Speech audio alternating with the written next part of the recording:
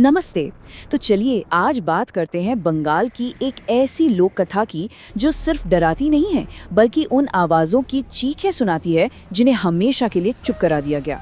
ये कहानी है शाकचुन्नी की, एक ऐसी आत्मा जिसका बदला पानी से भी ज्यादा गहरा है। चलिए इस रहस्य में उतरते हैं। हमारी कहानी की शुरुआत होती है इन्हीं अजीब और डरावने शब्दों से। ये एक रिकॉर्डिंग का हिस्सा है और एक ऐसी चेतावनी जो शायद बहुत देर से मिलिए हमारी कहानी के मेन कैरेक्टर नायरा से। 27 साल की एक हॉरर पॉडकास्टर। वो बंगाल के एक छोटे से गांव सोनारपुर पहुंचती है। क्यों? एक पुरानी कहानी की तलाश में, शाकचुन्नी की कहानी, अपने शो के लिए एक नया एपिसोड बनाने। वहाँ उसकी मुलाकात होती है गांव की स्कूल टीचर इंद्राणी दी से। इंद्राणी दी की मुस्कान तो बहुत अच्छी थी, पर उनकी आंखों में एक अजीब सी, एक गहरी थकान छुपी थी। उन्होंने नायरा का जोश देखकर एक चेतावनी जैसे लहजे में कहा, डरावनी कहानियां सुनना और उन्हें असल में जीना दोनों बहुत अलग बातें हैं। उसी रात खाने की मेज पर नायरा ने अपना रिकॉर्डर ऑन कर दिया। वो बस एक ही चीज जानना चाहती थी, वो कहानी जो उसे इस दूर दराज गांव तक खींच लाई थी। डूबी हुई दुल्हन की कहानी, शाकचुन्नी की कहानी। तो सवाल ये है कि आखिर ये शाकचुन्नी है कौन? देखिए, बंगाली लोक कथाओं के हिसाब से ये कोई आम भूत प्रेत नहीं है। ये एक ऐसी शादीशुदा औरत की आत्मा है जिसकी शादी अधूरी रह गई, जिसकी पहचान है लाल बॉर्डर वाली साड़ी और हाथों में पहने हुए पारंपरिक शंखा पोला। इंद्राणी दी ने कहानी शुरू की, पहली शाकचुन्नी की, जिसका नाम कल्याणी था। कल्याणी की शादी चंदन नाम के एक आदमी से हुई, पर उसकी शादीशुदा जिंदगी एक बुरे सपने जैसी थी। हर रात उसे पीटा जाता था, जलील किया जाता था, जब तक कि एक रात चंदन ने उसे घसीटकर पाटोला तालाब में डुबो नहीं दिया। कहते हैं कल्याणी तो मर गई, पर उसकी आत्मा उसी पानी से बदला लेने के लिए वापस लौटी। कहानी खत्म होते ही ना माहौल एकदम बदल गया। इंद्राणी दी ने सीधे सीधे नायरा को चेतावनी दी, रात में उस तालाब के पास अकेली मत जाना। और फिर उन्होंने एक बहुत अजीब सवाल पूछा, तुम शादीशुदा तो नहीं हो ना?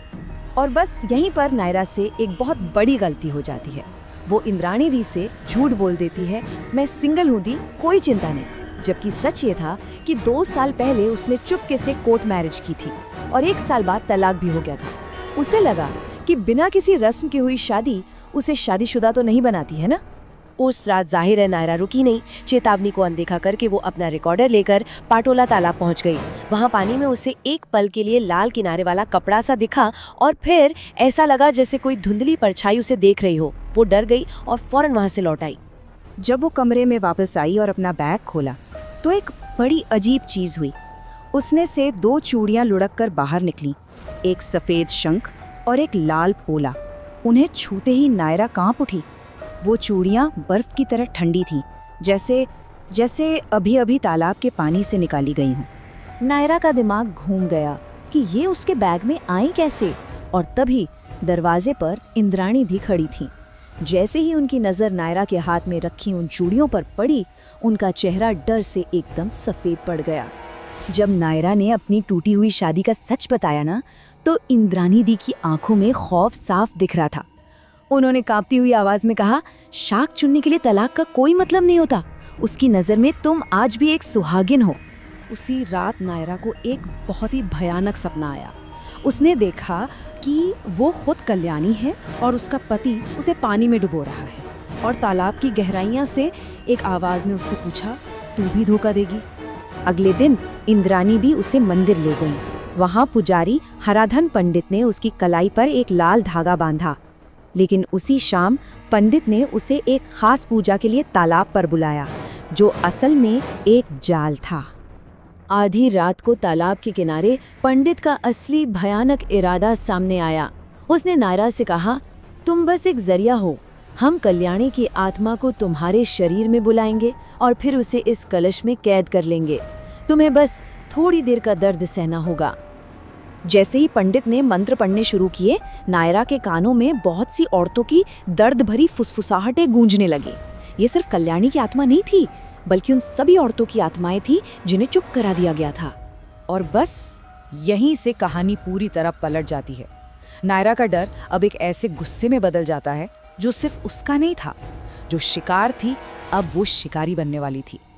अचानक नायरा के मुंह से एक ऐसी आवाज निकली जो उसकी अपनी थी ही नहीं, एक भारी गुस्से से भरी आवाज।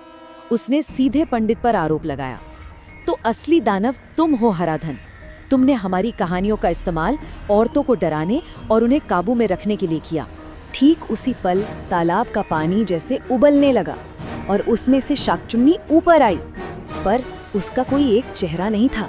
वो एक ही पल में कल्याणी दिखती थी, कभी इंद्राणी दी और कभी खुद नायरा। वो एक आत्मा नहीं थी, बल्कि सैकड़ों सताए हुई औरतों का मिला जुला गुस्सा थी। नायरा अब पूरी तरह से ताकतवर महसूस कर रही थी। वो खड़ी हुई और उसकी कलाई पर बंधा वो लाल धागा अपने आप टूटकर गिर गया। इससे पहले कि पंडित कुछ समझ पाता, तालाब से निकले कई अनदेखे हाथों ने उसे पकड़कर पानी में खींच लिया। अगली सुबह स्टेशन पर नायरा ने अपना रिकॉर्डर उठाया, पर इस बार वो किसी भूत की कहानी नहीं बल्कि एक नई शुरुआत रिकॉर्ड कर रही थी। उसे समझ आ गया था कि उसका काम सिर्फ कहानियां सुनाना नहीं बल्कि उन अनसुनी आवाज़ों को एक जुबान देना है। ट्रेन चल पड़ी। डिब्बे में अकेली बैठी नायरा ने अपनी रिकॉर्डिंग चेक करने के लिए प्ले का बटन दबाया। पहले तो उसकी अपनी आवाज़ आई जो उसने स्टेशन पर रिकॉर्ड की थी, लेकिन अचानक रिकॉर्डिंग में उसकी आवाज़ के ठीक बाद एक और आवाज़ उभरी। वही आवाज़ जो कहानी की शुरुआत में थी, एक ऐसी आवाज़ जिसे नायरा ने कभी रिकॉर्ड ही नहीं किया था। वो अब अकेली नहीं थी, वो आत्माएं उसके साथ थीं, अपनी अनकही कहानियां सुनाने के लिए, हमेशा के लिए।